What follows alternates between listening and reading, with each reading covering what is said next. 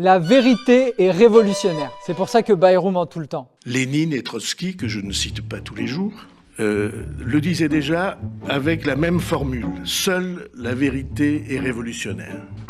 Ce mardi, le Premier ministre a cité Lénine, mais il s'est surtout livré à un long exercice de propagande. Comme les bourgeois n'ont honte de rien, il a titré sa conférence « La vérité permet d'agir ». Quant à littéralement cacher un immense scandale pédocriminel à Bétharam, il faut oser. En tout cas, son message était clair. Notre pays ne produit pas assez. Nous ne produisons pas assez et nous ne travaillons pas assez.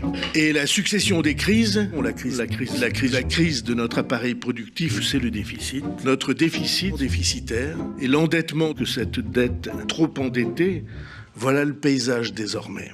Alors on commence à la connaître, cette rhétorique. Il y a une dette, un déficit qu'ils ont creusé en faisant des centaines de milliards de cadeaux aux patrons. Mais comme le MEDEF refuse qu'on touche au profit des grandes entreprises, c'est à nous de payer. Le gouvernement planche par exemple sur une nouvelle offensive contre l'assurance chômage et veut taxer les retraités en supprimant l'abattement fiscal. De son côté, la ministre des Comptes publics a évoqué une nouvelle offensive contre les arrêts maladie ou contre la gratuité des services publics. Au total, le gouvernement vise 40 à 50 milliards d'économies et la sécurité sociale est particulièrement dans le viseur. Dans un rapport, la Cour des comptes évoque des idées comme fixer le niveau de remboursement en fonction des revenus. Une super idée, si tu veux détruire la sécurité sociale. Bref, l'offensive autour du budget 2026 va être brutale. Mardi, si le Premier ministre a parlé d'économie, il a aussi dit clairement que la priorité, c'était le réarmement. Alors que l'Allemagne a annoncé un plan de 1000 milliards, la France veut pouvoir suivre.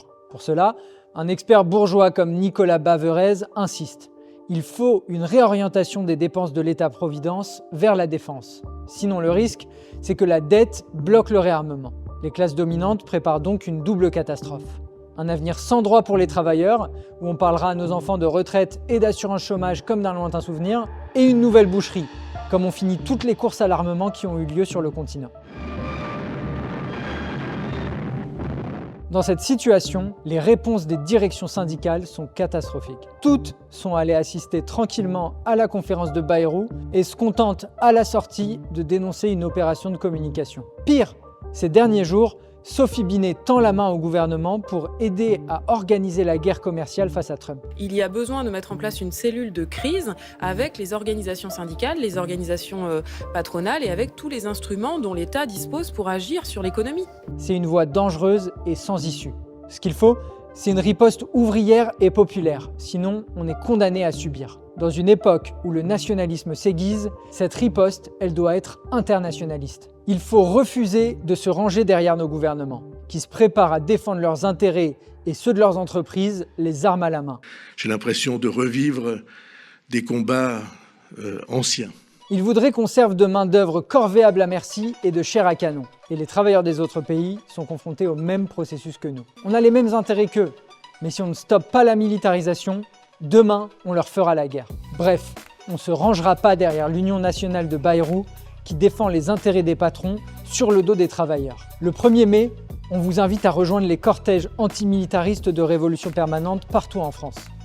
Et pour discuter de la stratégie face à la situation qui s'ouvre, on vous donne rendez-vous le 24 mai à Paris pour un grand meeting internationaliste. Comment on se coordonne face à la militarisation et l'extrême droite partout dans le monde?